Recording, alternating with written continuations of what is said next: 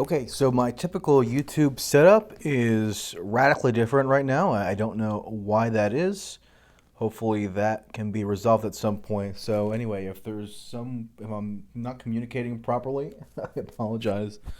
But anyway, what I wanted, apologies if you had also tuned into the previous video. There's just something weird going on now with my setup. So, um, that being said, this week, uh, Congress is in recess, which means that members of Congress around the country are holding town hall meetings in their districts. So, this is a really fascinating aspect of sort of participatory democracy that not enough people utilize. And I say that as somebody who is sort of a cynic of the utility of participatory democracy at this point. But anyway, um, it's sort of amazing how intimate these affairs can sometimes be. I know um, in the recent months, the town halls that have gotten the most attention are sort of these incredibly raucous ones with huge turnout, held in sort of large venues. But I sort of got a different flavor today. I'm actually in West Texas at the moment, and I'm in the second most Republican district in the entire country, represented by Mike Conway, who's conservative Republican, and holding a series of town halls this week throughout his district, and it's a pretty large district. It spans to way rural west Texas to sort of outside Dallas ish. Anyway, it's the 11th district, so you can look it up. Yes, go to Town Hall, and I was going to mention this eventually, but I might as well say it up front. Townhallproject.com is the website that you can go to, and it very easily lists every upcoming town hall. It's actually, I think, a former Clinton activist who put together this website, and though I'm critical of Clinton activists in many other areas, this one is definitely a useful resource. So, townhallproject.com is where you can find them all listed, and you can put in your zip code, or you could put in state, or you can put in date, or whatever other criteria you want to specify, and they'll show you what town halls are in your area. But today I was covering town halls held by Mike Conway, who interestingly was just appointed chair of the House Intelligence Committee investigation on Russia, which was formerly chaired by Devin Nunes, the congressman from California, but he stepped aside because of some bizarre conduct and because of a conflict of interest that he seemed to give an appearance of in his coordination with White House officials about some sensitive information. You probably follow that whole story. But anyway, Conway was named his replacement last week, and today he held a series of town halls in the district. And it was interesting because the town halls that I've been to of late have been sort of raucous and action packed and again held in large venues, but these were just almost amusingly tiny. Like there was one today in Dublin, Texas, which is a town of like 3,500, and it was held in the town hall, in like the city hall area of this town, and it's like as big as your living room. It's like smaller than your living room, pretty much. I mean, if you live in like a suburban house and you have a living room, the size of the town hall was like approximately that size, and it fit basically everybody who wanted to show up. Um, it was just sort of amusing, and I did get to talk to Mike Conway, so I will have coverage of that coming hopefully tomorrow. Um, he was pretty eager to interact with constituents. So whenever a congressman evinces that quality, I have to give him or her some degree of credit because there are some congressmen who just sort of hide in perpetuity. Um, and though I don't think the objections that were raised at these particular meetings would necessarily shift Conway in any significant way in terms of governing philosophy or whatnot, it still was sort of heartening to see him engage on a good faith basis with constituents, not all of whom were like minded. Actually, at the first town hall of the day, which was at 9 a.m. and not really well attended, well, I guess well attended maybe by the standards for these very rural areas of Texas, it was mostly hostile questions, and this is the second most Republican district in the entire country. He was barraged with questions about the Russia investigation.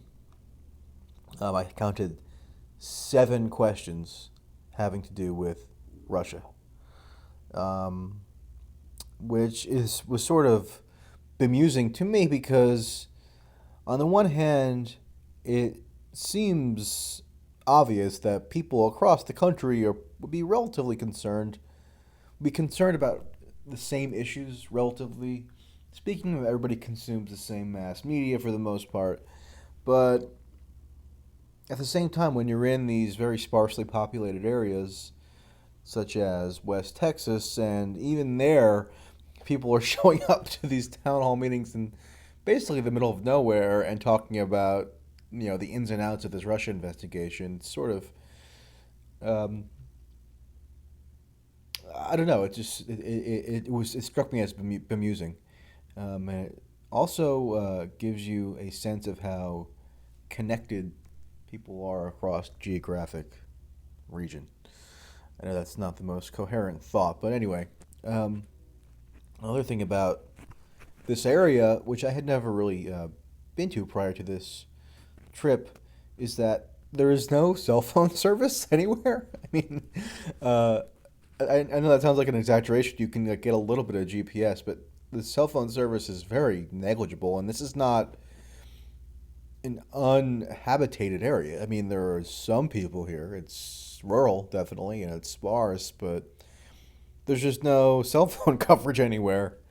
Even in like the population centers, um, like you could barely use your smartphone. I know it's a first world problem, but I'm sure there are plenty of folks out here who would appreciate having reliable cell phone service. And actually, Conway addressed this at one point because one of the questions that he fielded had to do with rural infrastructure and how rural interests are being represented in Congress. And he commented that between Town Hall 1 and Town Hall 2, so he held 2 today, um, his chief of staff and his communications director, who was riding with him in the car, couldn't get cell phone service the entire trip, so she was freaking out. They had to demand that they stop at a restaurant and pilfer their Wi-Fi, which I guess she did. But it's just amazing that it's 2017. You're in a populated area of the United States, granted rural and granted not dense in the slightest, but at the same time, what fundamental reason is there that we can't equip these places with just reliable smartphone service? It seems just ridiculous in this day and age. And actually, Conaway said in his comment that he hoped that there would be a robust allocation in the Trump infrastructure plan, which is presumably going to be happening sometime this year, maybe later. Um, he hoped that there would be resources allocated to broadband development and rural infrastructure and cell phone towers and everything, even for that would benefit this area of Texas. But it's just so weird. Anyway, I just wanted to do sort of a wrap up of today's events. I think there will be some newsworthy bits coming out of my discussions with Conway from today, so stay tuned for that to the channel. And I guess that'll do it for now. I wanted to.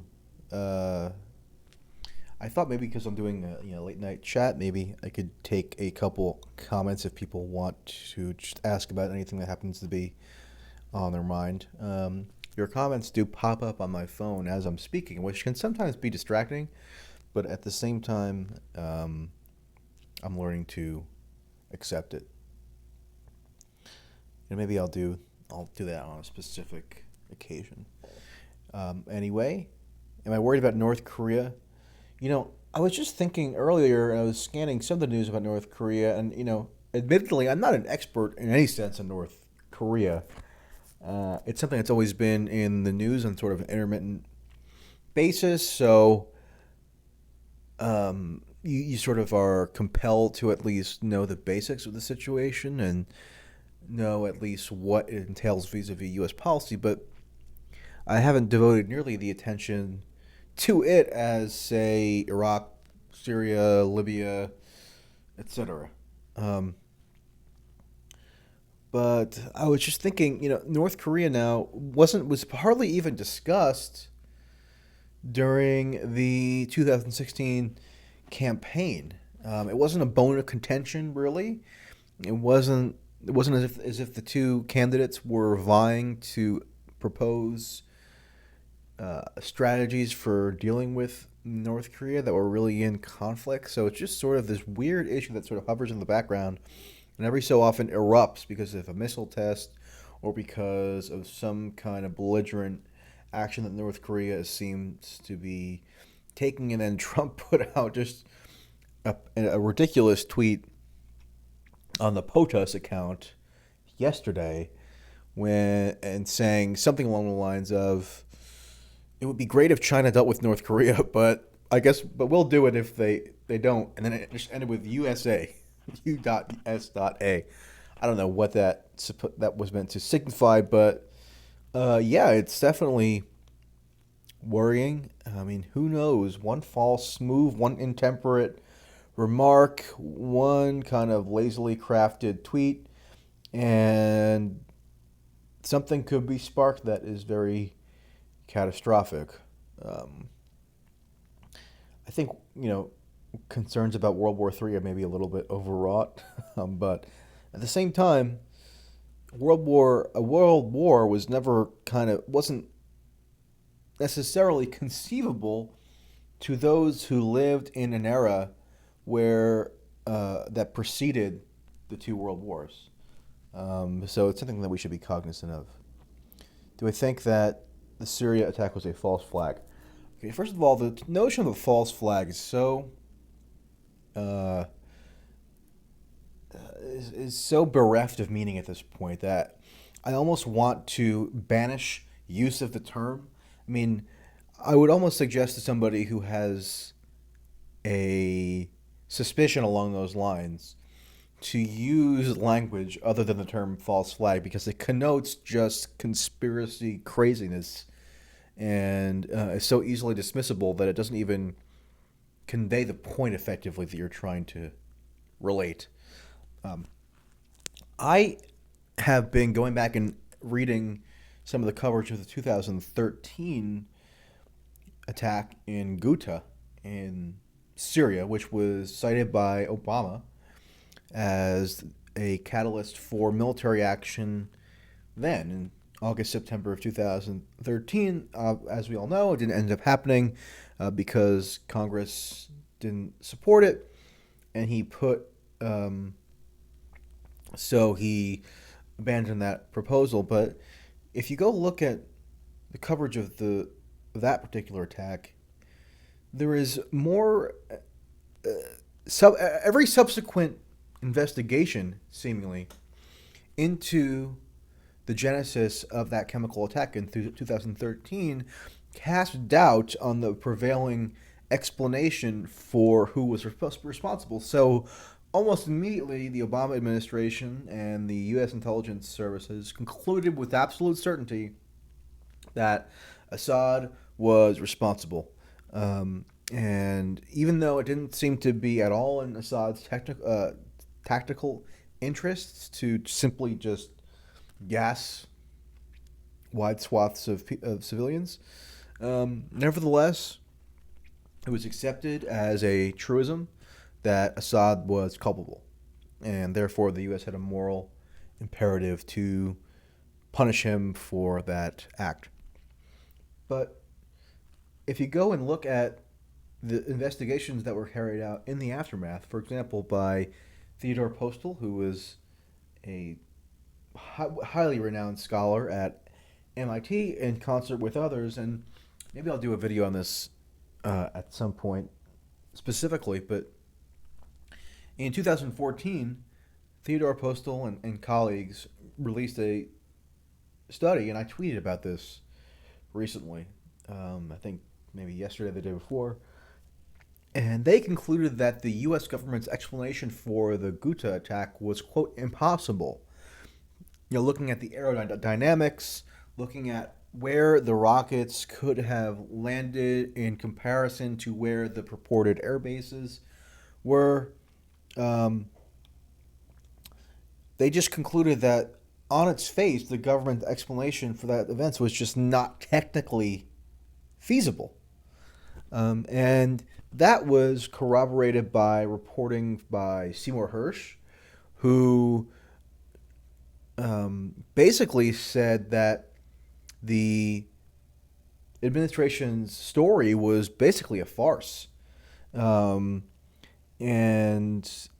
Seymour Hersh had high-ranking sources, and I have no reason to doubt his credibility in this area. He's been right about virtually everything throughout his entire career. So, I mean, that should alone give people pause as to whether to accept the present circumstance.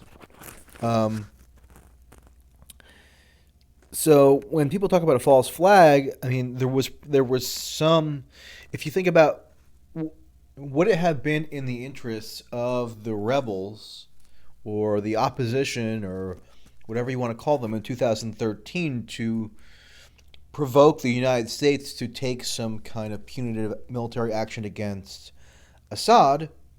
The answer is yes. Does that mean that they knowingly gassed people in the area? No, not necessarily. We don't know exactly who was culpable for that attack. Even the UN investigators did not conclude that Assad had perpetrated the 2013 attack. Now, we know that ISIS and al-Nusra and other factions of Islamic extremists have access to chemical weapons, so it wouldn't be outside the realm of possibility that they could in some way be party to however that 2013 attack came to be. And I think the same logic applies to this latest round of freakout, and that's and in a sense, the official explanation for what happened this time is even less plausible because the tactical advantage enjoyed by Assad was even more abundantly clear this time. Russia had just, remember in 2013, Assad hadn't, there was no direct Russian intervention in the Syrian conflict yet. And by all accounts, Seymour Hersh verifies this. The Russian intervention that commenced in September, October 2015 was strategically successful, meaning they achieved the ends that they sought to achieve militarily. And that sort of culminated in December of last year with the Aleppo incursion. So Assad is basically solidified his control, and the rebels were sort of on the retreat here. So what logical sense would it have made for him to just randomly launch a chemical attack that he would have known would have instigated a international condemnation. Um, so, I mean, I think there is definitely cause for skepticism there, and I think there is a lot of reporting to be done. I mean, Seymour Hersh alone confirms that there is often much more to the story than is presented in terms of what's going on in Syria. But in terms of false flag, I just think that kind of gives skepticism a conspiratorial tinge that is a little discrediting and should be avoided if possible. So, okay, I guess I'll take one more comment or question or whatever trolling attempt. So, what do you think about Perez and Bernie pushing Dems? Is it a bad look for Bernie? I think, I saw that Sanders is going to be holding these events with Perez, and I guess it's under the auspice of so-called unity. Um, I have mixed feelings about that. Um, I think one reason why so many were drawn to Bernie Sanders in the 2016 primary was that he operated independent of the Democratic Party while also having a toe in it, so to say. Um, he was able to critique the Democratic Party so effectively and persuasively because he wasn't indebted to it in the way that so many other Democrats are. So the further and further he ingratiates himself into the Democratic establishment, I think the more and more he's going to sort of relinquish any claim to be an outside critic of the party. And I think, therefore, his posture will sort of lose some salience.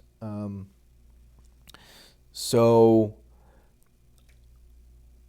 that would be one apprehension I have. On the other hand, the primary also demonstrated that it's definitely possible to reform the Democratic Party from within to some extent, or at least change its direction and trajectory and ideological composition. So, and that in fact the party is a lot more malleable and susceptible to change than one might have thought. Otherwise, Sanders would have never gotten as far as he did. Um, so I think there is there is sort of a tightrope to be walked there, and I would sympathize with the difficulty of doing that in a way that is satisfactory to everybody involved. So, I try not to be in the business of giving politicians advice as to what to do. I, on the other hand, do think that there is legitimate concern as to what extent he's compromising his image as a critic of the political establishment in becoming sort of a functionary of the political establishment, which is what he seems to be doing increasingly. But if that ingratiation allows him to exert more influence over the direction of the party, maybe it's justifiable. I don't know. It's sort of, there are a lot of layers here, and I wouldn't want to render a firm judgment either way. Anyway, that is about it for now. I just kind of wanted to do a brief live chat or whatever. This is sort of an informal video. If you enjoyed this, I can do more of it. If not, go screw yourself. All right. Talk to you all later.